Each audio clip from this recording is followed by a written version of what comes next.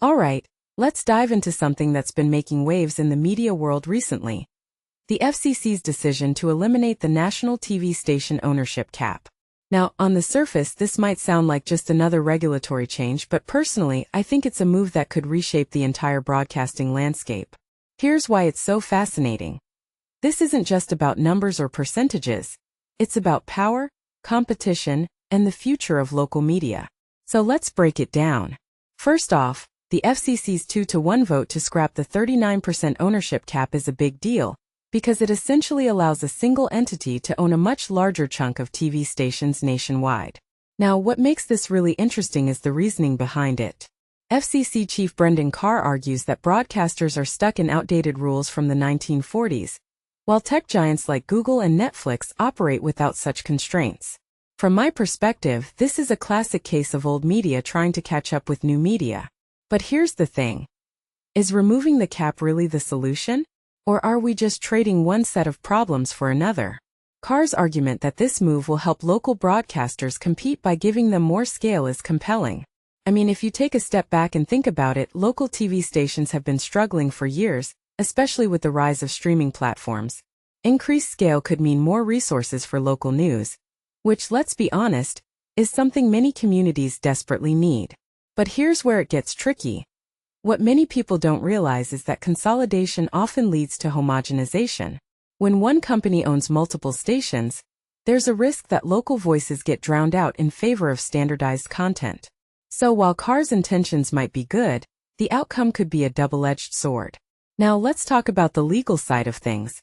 Commissioner Ana Gomez, the lone Democrat on the panel, argues that the FCC's move is unlawful because the cap was set by Congress in 2012. Personally, I think this is a critical point. If the FCC oversteps its authority here, it sets a dangerous precedent.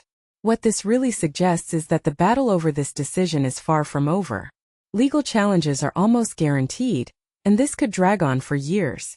One thing that immediately stands out is how partisan this issue has become, with Republicans pushing for deregulation and Democrats pushing back. It's not just about media policy, it's about political ideology. Another detail I find fascinating is Carr's comparison to the decline of local newspapers.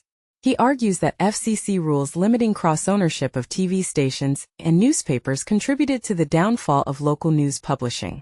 In my opinion, this is a bit of a stretch. While regulatory hurdles certainly didn't help, the decline of local newspapers is a complex issue tied to the digital revolution, changing consumer habits, and the rise of free online content. Blaming it solely on FCC rules feels oversimplified. But what it does highlight is the broader struggle traditional media faces in adapting to the modern landscape. The National Association of Broadcasters (NAB) is of course celebrating this decision, calling it a generational step toward strengthening local stations. From my perspective, this is where the real tension lies. On one hand, broadcasters need to adapt to survive. On the other hand, unchecked consolidation could lead to a loss of diversity in media ownership. If you take a step back and think about it, this isn't just about TV stations, it's about who controls the narratives that shape our communities. And that's a question we should all be asking. So where does this leave us? Personally, I think this decision raises a deeper question about the balance between competition and regulation in the media industry. While I understand the need to modernize outdated rules, I'm not convinced that eliminating the ownership cap is the right way to go. It feels like we're addressing one problem by creating another. What this really suggests is that we need a more nuanced approach, one that supports local media without sacrificing diversity and independence. In the end, this move by the FCC is more than just a regulatory change. It's a reflection of the ongoing battle between traditional media and the digital giants. And as someone who cares deeply about the future of journalism and local storytelling, I'll be watching closely to see how this plays out. What do you think? Is this a step in the right direction?